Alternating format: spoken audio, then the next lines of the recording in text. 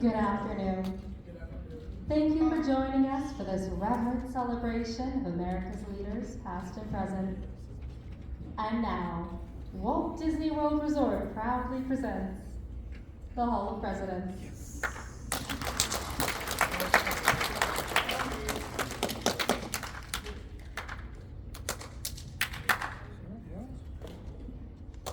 This program is dedicated to the memory of Walt Disney. In 1971, his love for America inspired the creation of the Hall of Presidents, a place to celebrate the optimism and goodwill he saw at the heart of the American story. Walt's vision was to honor the nation by honoring the American presidency.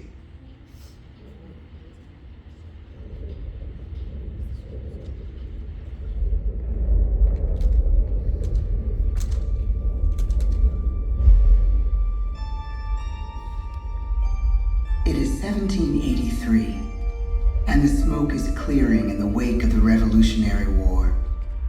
Over the course of 8 grinding years, General George Washington has led a force of shopkeepers, farmers, and Native American allies to victory over the greatest military power in the world. A new nation has been born, independent and free. The founders must form a national government. In 1787, through months of passionate debate, they create a written constitution. For the country's highest office, they imagine something new in the history of the world. A leader not born to power like a king or queen. A leader who has not seized power through conquest. A leader not separate from the people, but elected by the people. From among the people. We, the people. This is a new idea, an American idea. The idea of a president.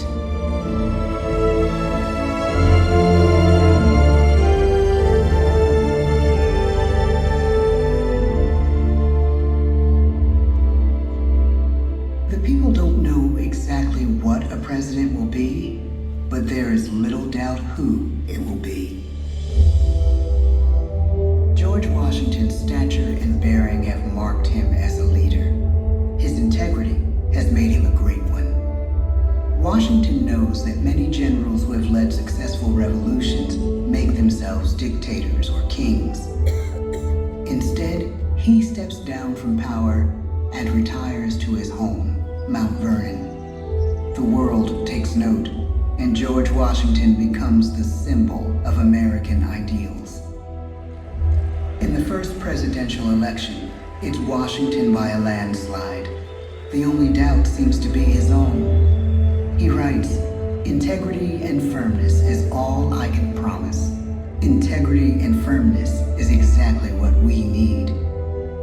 Everything he does as president will set a model for his successors. His final act may be the most important of all.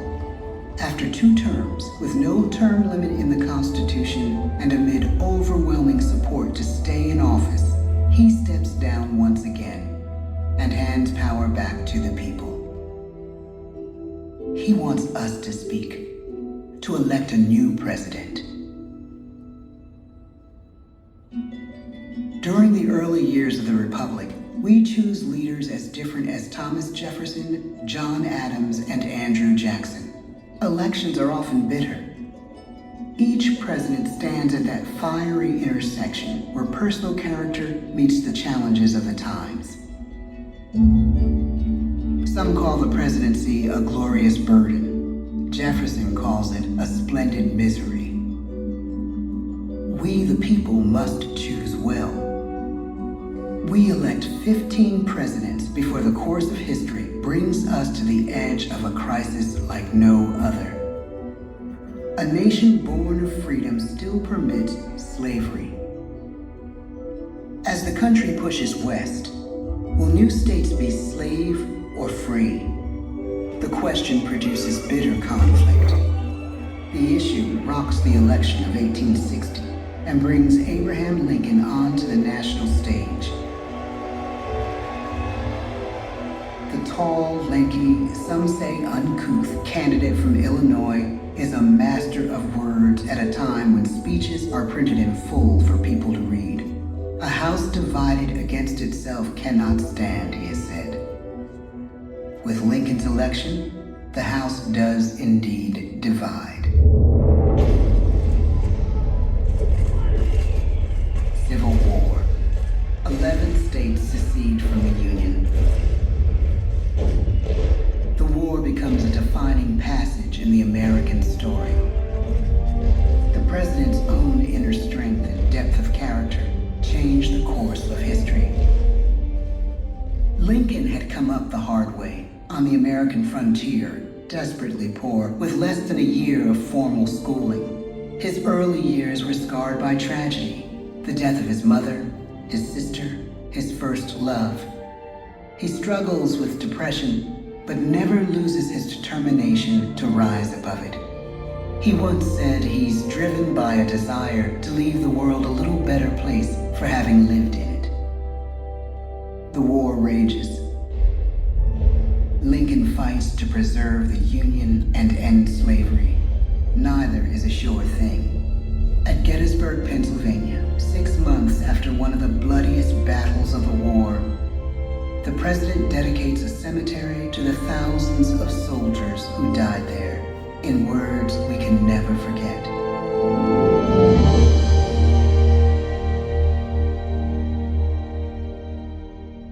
Fourscore and 7 years ago, our fathers brought forth on this continent a new nation, conceived in liberty and dedicated to the proposition that all men are created equal.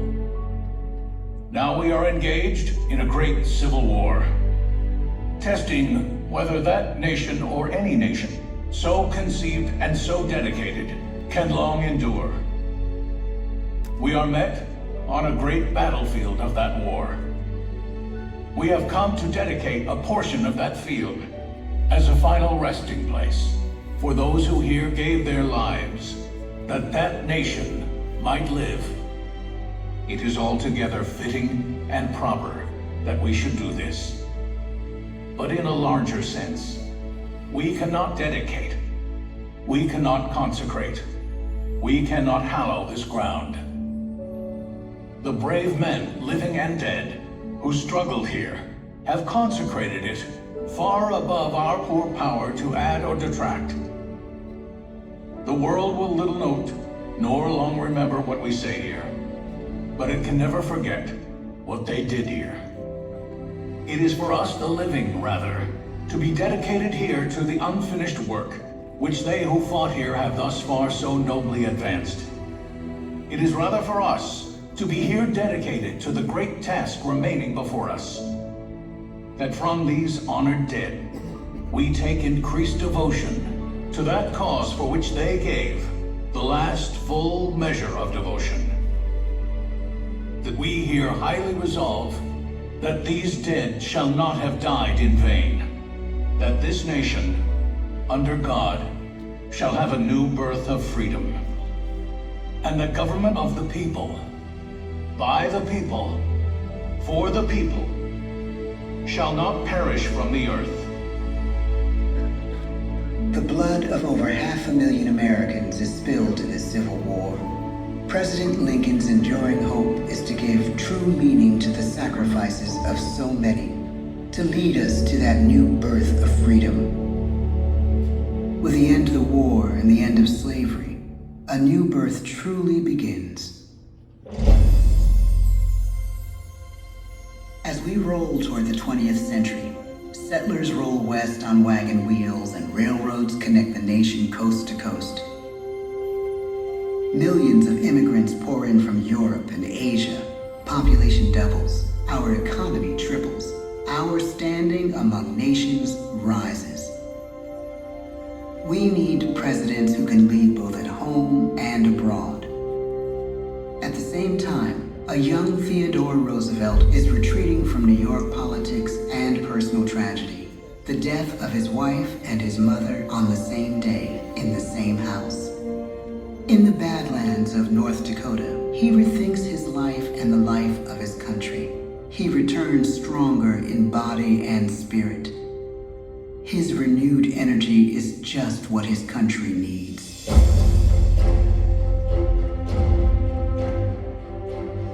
American industry is booming, but social tensions are rising.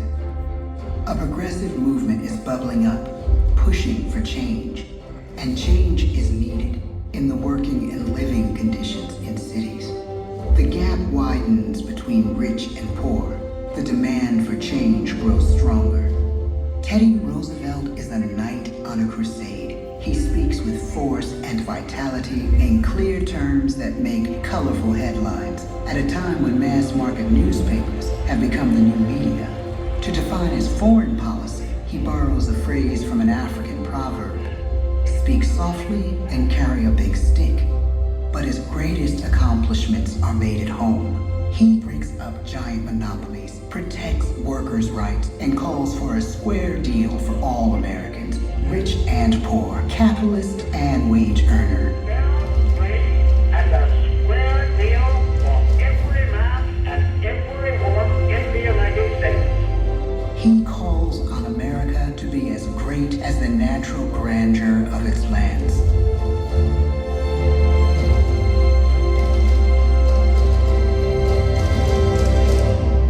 Keep your eyes on the stars and your feet on the ground, he tells us. And we do.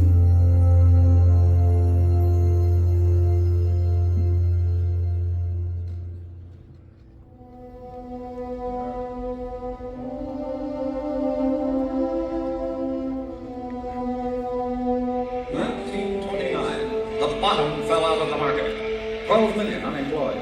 The bread lines and the soup. The results of the 1932 election now appear. When we elect our 32nd president, it is the worst of times. The course of history and the course of one president's life again shape a turning point in our national destiny.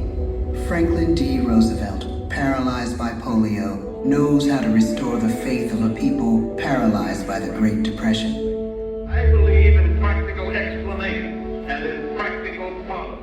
He has found the inner strength his countrymen now need. He speaks to us like a friend, a neighbor. His optimism is contagious, his voice perfect for the latest breakthrough medium, radio. He calls us to believe we have nothing to fear but fear itself. And we do believe. Tonight's attacks on England are perhaps the most widespread of the war in the course of the day. But an even greater challenge dominates his final years in office. The Second World War.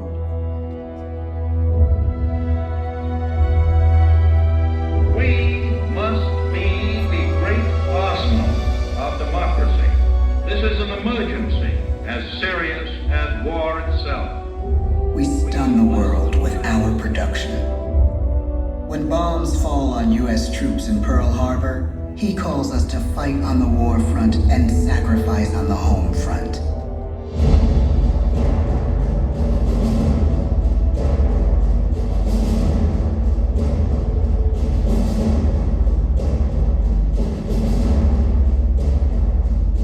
The harder the sacrifice, the more glorious the triumph. So spoke America in the year 1776. So speak Americans today. The world changes. The country changes. And yet, in one sense, what we need most from our presidents has never changed. A guiding vision that calls forth the best that America can be.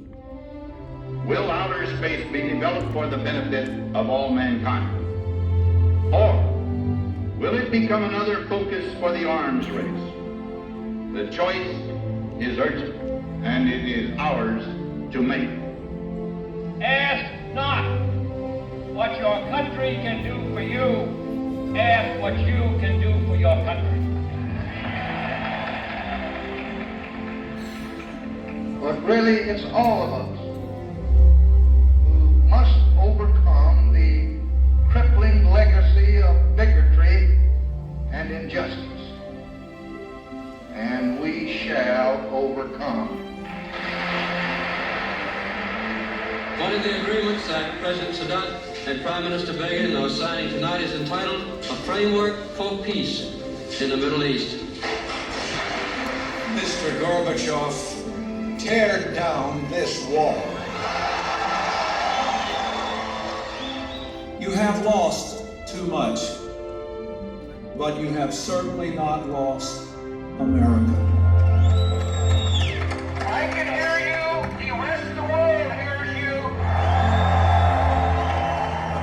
Loving this country requires the willingness to speak out for what is right, to shake up the status quo. That's America. Our presidency is no longer just an idea. It is an idea with a proud history. Ladies and gentlemen, the presidents of the United States of America.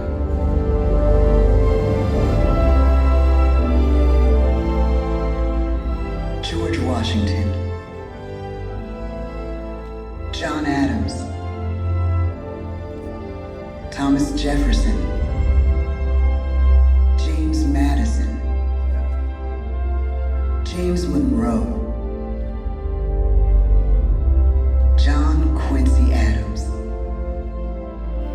Andrew Jackson, Martin Van Buren, William Henry Harrison, John Tyler, James K. Polk, Zachary Taylor, Millard Fillmore, Franklin Pierce, James Buchanan, Abraham Lincoln, Andrew Johnson, Ulysses S. Grant, Rutherford B. Hayes, James A. Garfield, Chester A. Arthur, Grover Cleveland, Benjamin Harrison, William McKinley, Theodore Roosevelt, William Howard Taft, Woodrow Wilson, Warren G. Harding, Calvin Coolidge, Herbert Hoover,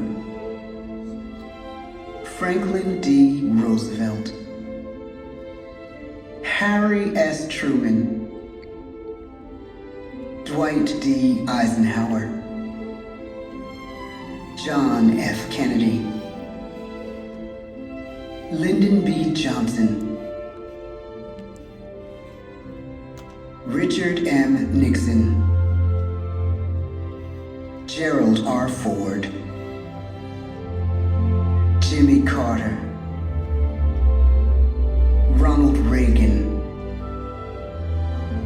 George Bush, Bill Clinton, George W. Bush, Barack Obama,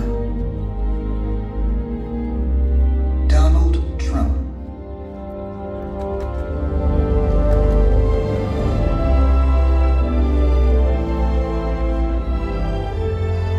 And now we come to the present. Once again, we place our trust in the idea of a president, as we have from the beginning.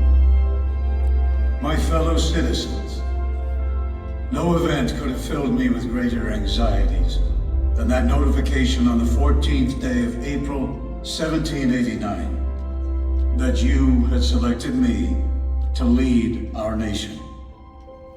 But it was with the confidence of my fellow citizens that I took an oath. 35 simple words that have been repeated by every American president throughout history.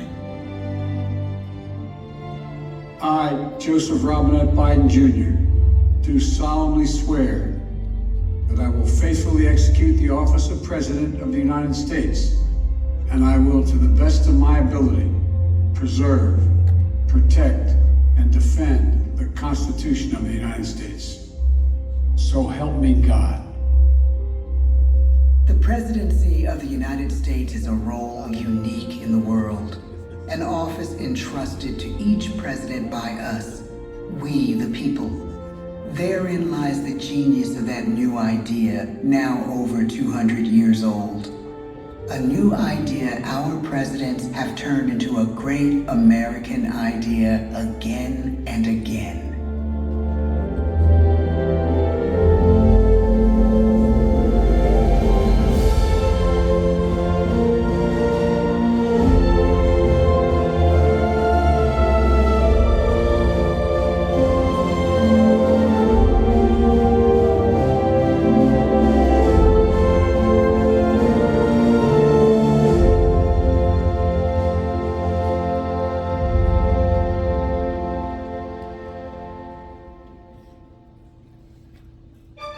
This concludes our presentation.